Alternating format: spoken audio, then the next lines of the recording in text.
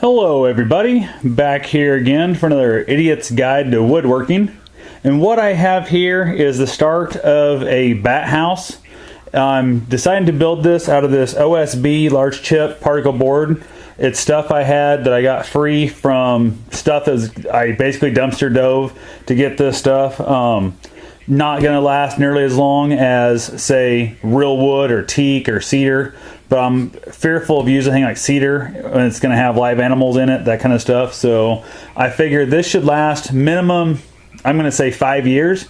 Could possibly last 15 or 20 years if you get a good coat of paint on it and keep a good coat of paint on it.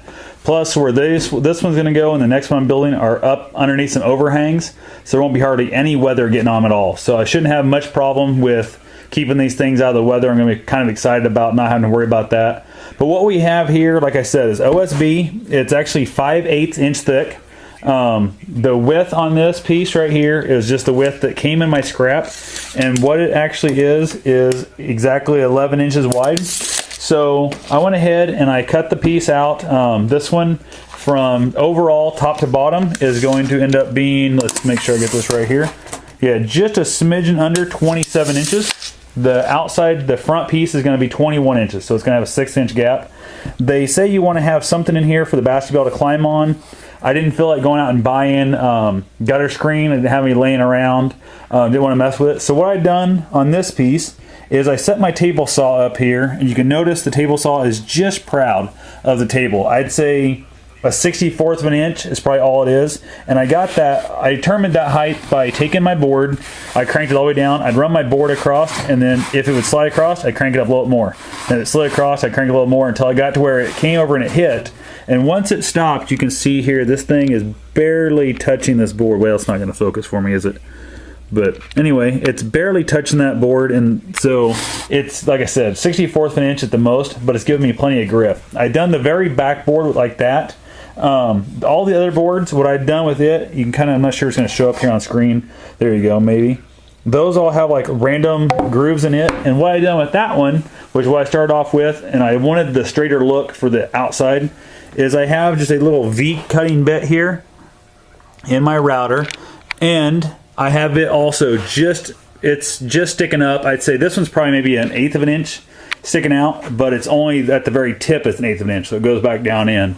And I just randomly ran all these pieces, just all kinds of different angles and directions and stuff there to give it lots of, grip and cut up inside there. So what my plan is to do is basically I'm going to put some glue on here. I got my also 5/8 of an inch thick spacers. Then it's going to take 2 boards on each of these. So we're going to have it go 2 boards high. I'm going to then nail those in. Brad nails, all I'm planning on doing. Put my next set of spacers on here. That's going to give me my next layer, which is going to be this layer right here. And these are working out to be, I don't know exactly what the width of them is, or the height of them is, but I believe they are going to be, they're 19 inches what they come out to be. Then I put my final set of spacers on with glue and nails.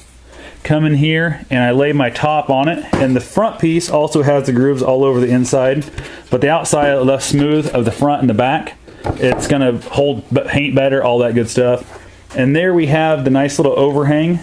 And you can see from the end we got one layer that's about 18 or about 17 3/4 inches deep. Next one's about 19 inches deep, and this outside layer is 21 inches deep. I do not have a groove cut in mine out here. From a lot of people I'm reading here in Iowa, I don't need the groove for extra ventilation. They're going to have plenty of airspace going up through it. And then I've got clearly a 6-inch overhang here for the bat to land on and then clamp into the hole. I'm hoping this will work. I'm going to get a couple coats of paint on it before I assemble it. Might as well. And then I'll put my sides on. I'm just going to rip these down also out of that 5/8 inch OSB board. Unfortunately, because this front and the back were both cut out of the same board, they're the exact same width. So I'm going to end up seeing, unfortunately, ugly the end grain on the plywood. So the piece sticking out is going to look like that.